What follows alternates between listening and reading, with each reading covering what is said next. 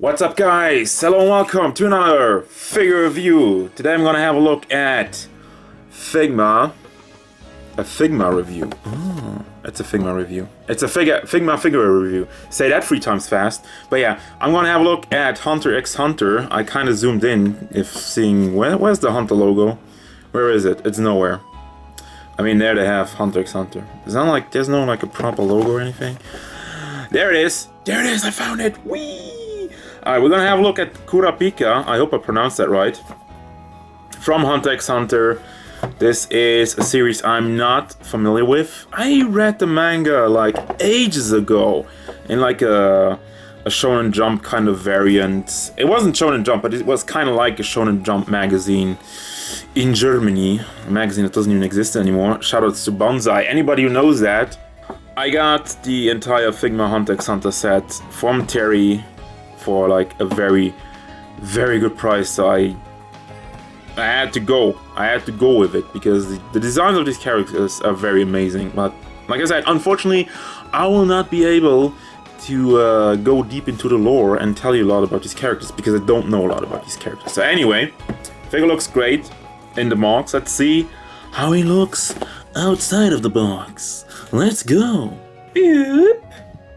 Ohayou gozaimasu. Seriously, what the fuck? I don't know. I do things. I sometimes do things. Let's have a look at the height and not ramble.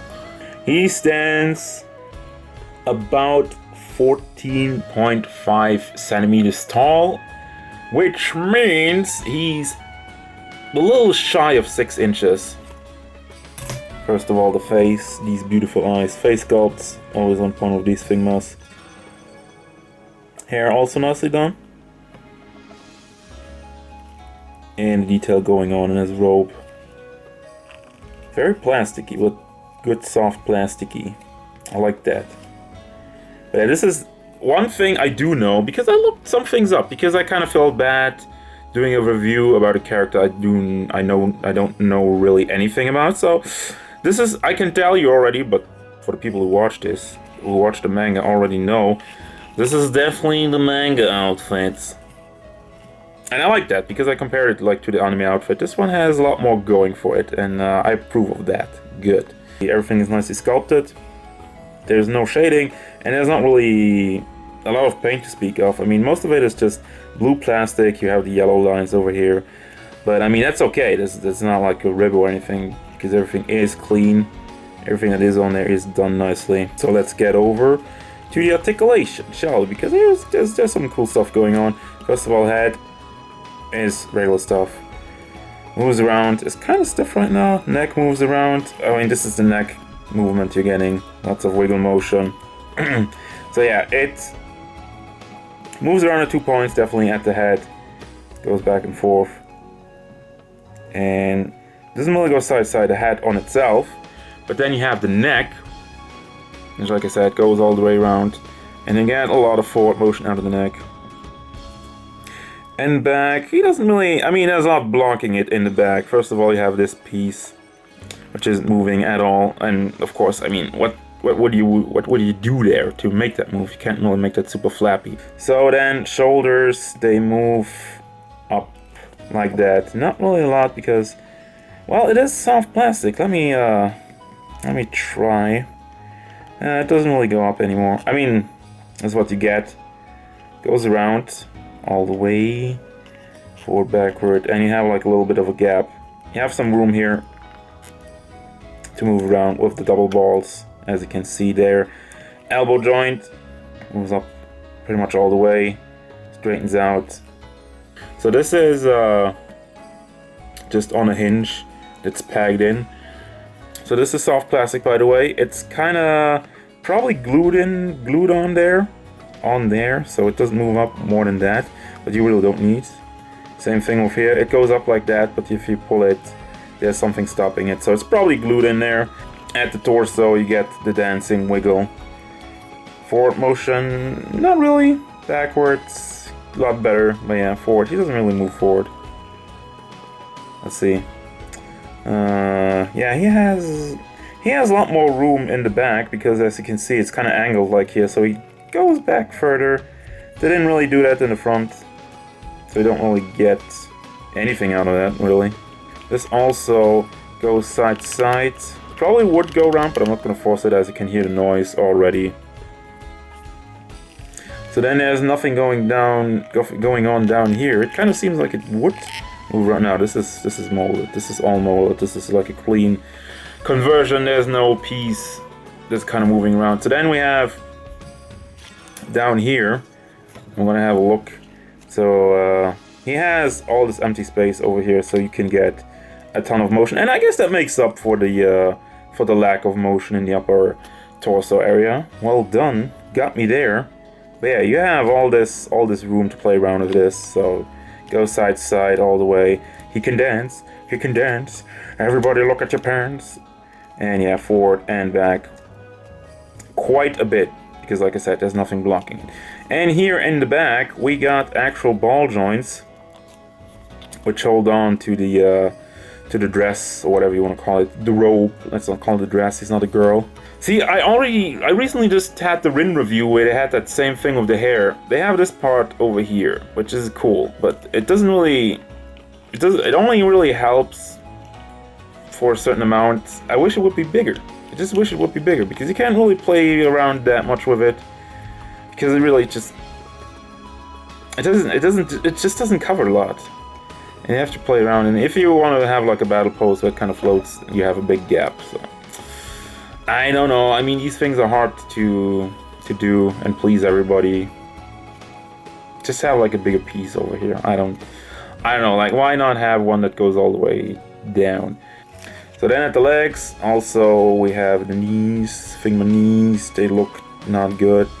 Well, I mean, I've seen worse. They're actually a lot bigger than I remember them from the current one. So that's good. Have, you know, it leaves a lot less gaps, so have bigger balls. I mean, this doesn't look terrible on a Figma scale of knees, because Figma knees usually look bad. Let's be honest here. So then we have a ball hinge with oh, there is a rocker in it. Hold on. Kind of goes just a little bit, just a teeny bit. The more I kind of force it, the more I kind of get out of it. But yeah, that looks good. But yeah, it goes back and forth, and they kind of have like overlapping skin over here. I disagree with that. I don't know. It just looks weird. I know. I get what they were going for, but it just doesn't look good. It's not a big flaw or anything, but it's just kind of weird. Just wanted to point it out. And of course, you have a toe hinge as usual. Boink. Alright, accessory time. First of all, I'm gonna have a look at the hands. By the way, I didn't show you that on the original. I'm gonna have him in here, but he has the metal, what should I call that? Metal rings, which works with his whip. There's two hands missing here, but they're not missing. I'm gonna show you what that's all about. There's some more cool effect parts, but yeah, you have these, and then you have the fists on each side, again with the rings on it. I mean, he also has a face, one face, which I dropped, one more extra face, with like kind of red, orangey eyes. That looks pretty dope. I mean, I like that. Have something, it's only one face, but at least you have something completely different from the kind of shy smile.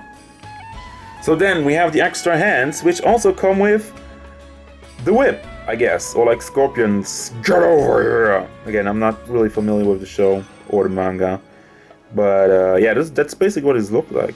You can probably, I guess you can summon like chains from all of his rings, and that looks pretty cool. And by the way, this is nicely detailed and nice and shiny metallic with the blade on it. Then we have this one, again, different fingers, so I'm guessing that's always like different. And this one, he has a hook on it.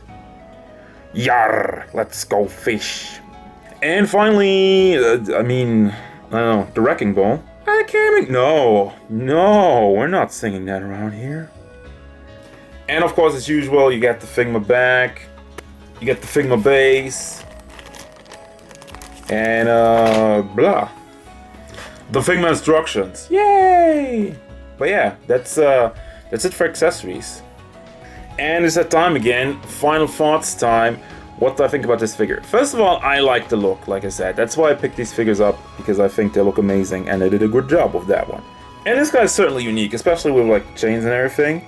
But with that, there's some, let's start with the things that they could have done, but it isn't really a problem that they didn't. There's no like wire in the chains, you know, like they're always just in this pose. You can't really move that around because it's just soft plastic. I mean, it's not gonna break or anything, but I would have liked having some wire in there. There's another thing which I kind of didn't cover. I mean, you have this kind of moving around, and it's just kind of, again, if you really want to go for some crazy battle poses, this kind of falls apart real quickly. I mean, it still works. You can't really do that much. And again, that's not really a complaint. I'm just saying it could have been done better. And finally, he's pretty light on accessories. However, I bought this one used from a friend. I don't know what these guys were going for when they came out. Overall, I do recommend it if you can find them. I mean, this is kind of a different review because they've been out for a while, and apparently some of them are very searched after, so good luck hunting. Bye me. So yeah, as usual guys, thank you very much for watching, and don't forget to look at the ball, leave a like and subscribe. Ooh. Oh my god. I mean, anyway, yeah, stay tuned for more gameplay stuff, figure reviews, and whatever Kurapika wants. Goodbye.